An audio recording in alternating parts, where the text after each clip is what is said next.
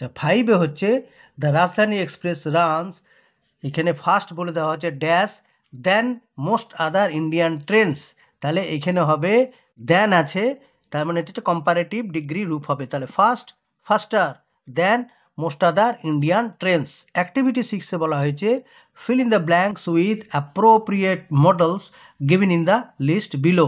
মডেলসে কী কী দেওয়া হয়েছে? May, will, should, can, must.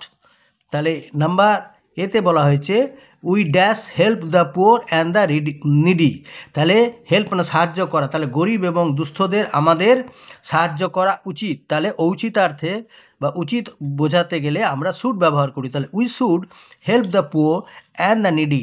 Number বিয়ে বলা হয়েছে ড্যাশ গড ব্লেস ইউ, ঈশ্বর তোমার মঙ্গল করুন, তাহলে এক্ষেত্রে এটা হচ্ছে প্রার্থনা বোঝাচ্ছে, হ্যাঁ, বা উইশ প্রে অথবা উইশ প্রার্থনা বুঝালে কী হলো? মে, তাহলে মে গড ব্লেস ইউ, ঈশ্বর বা ভগবান তোমার মঙ্গল করুন।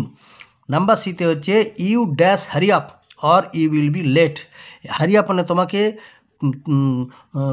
ত্বরা করতে হবে, মানে তাড়াতাড়ি করতে হবে, অথবা ইউ উইল বি লেট, তুমি দেরি করে ফেলবে বা তোমার দেরি হয়ে যাবে, তাহলে এসব ক্ষেত্রে এটা উচিত না, এটা হচ্ছে মানে আবশ্যিকতা, তাহলে you must hurry up or you will be late, তোমাকে আবশ্যিকভাবে তোমাকে তাড়াতাড়ি করতে হবে, নতুবা তুমি কি করবে? দেরি হয়ে যাবে, তোমার দেরি হয়ে যাবে।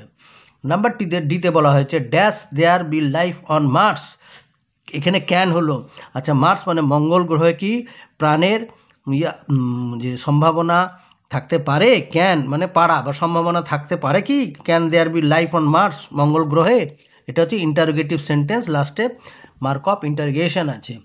আর number I dash be 30 next month, পরের মাসে আমি হব 13 বছরে, তাহলে I will be 13 next month, ঠিক আছে? আচ্ছা।